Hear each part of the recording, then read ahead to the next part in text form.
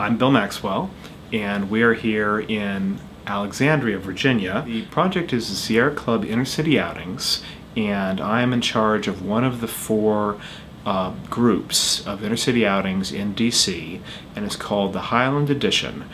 Probably only by us. That's a historical anomaly. They would call it the Draper Street Projects, and it is the housing development around Draper Elementary School in southeast Washington, D.C. We have from generally 15 to 25 kids, depending on the weather and what other events the kids are participating in. The children are go with us on our events once each month to a hike, a camping trip, a natural event, or other type of generally outdoorsy project to help them see something that they otherwise would not see with their normal school and life experience. Oh, about 10 years ago I read an article in the Washington Post by a writer who had gone on the 2-day camping trip, which we do each year, and it sounded very interesting to me, and I put that aside, and I must have sat on it for close to a year, and then I think I finally joined up with the group, and after a couple of years I became a leader, and then shortly after that the senior leader of the group. And my responsibility is primarily to ensure that we have enough group leaders to lead these events so that it's not all resting on either my shoulders or one other person's shoulders, so that we can rotate and have and maintain work-life volunteer balance. A lot of them come to us from the Sierra Club or a group called DC Cares, who's a partner organization, and they'll come to one event, and a great majority of them never show up again. DC is a very transitional area with a lot of people only spending a year or two here, minimal commitment to the area as they move on out. They take away the fact that somebody cares about them, other than their school or family.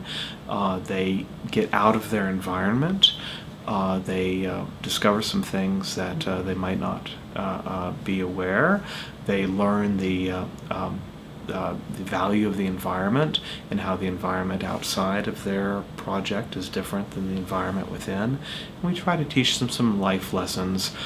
Kids, as soon as they're done with a candy wrapper, it's just the gravity takes hold and suddenly it drops. And that's a good training opportunity for us to say, you just threw a wrapper in a state park. No one wants to come to a state park that's filled with trash, and we hope that they'll realize that if people picked up trash in their own neighborhood might look a little better, as well as the state park. When you see some nice little creature and they're ready to stamp on it immediately, and it's something that generally we're able to intervene in time, but even when we can't, it's another lesson that this is something that the next hiker will not be able to see, because now it's just a grease spot on the trail. And it's definitely worthwhile to teach them that most living things have value.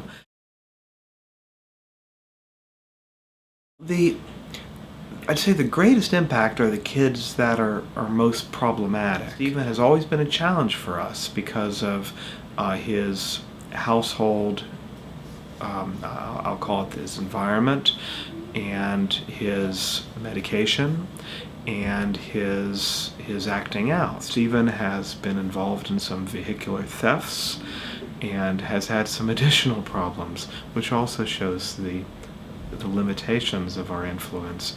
But I would hope that that we again would be able to provide some small effort to providing guidance, and even now, as he recalls his experience in the past, to realize that there are some people that wish him well, and some people that care about him, and hopefully that will influence his future development. He's just about to age out of the program, so we only have about a year or two left. And if he can keep himself out of juvenile hall and work within our rules, we might have a few more chances to provide some small influence. I certainly hope to provide an example to Daisy that volunteerism has value, and I would hope that she would volunteer in her early adulthood and carry the flame in the way that she can.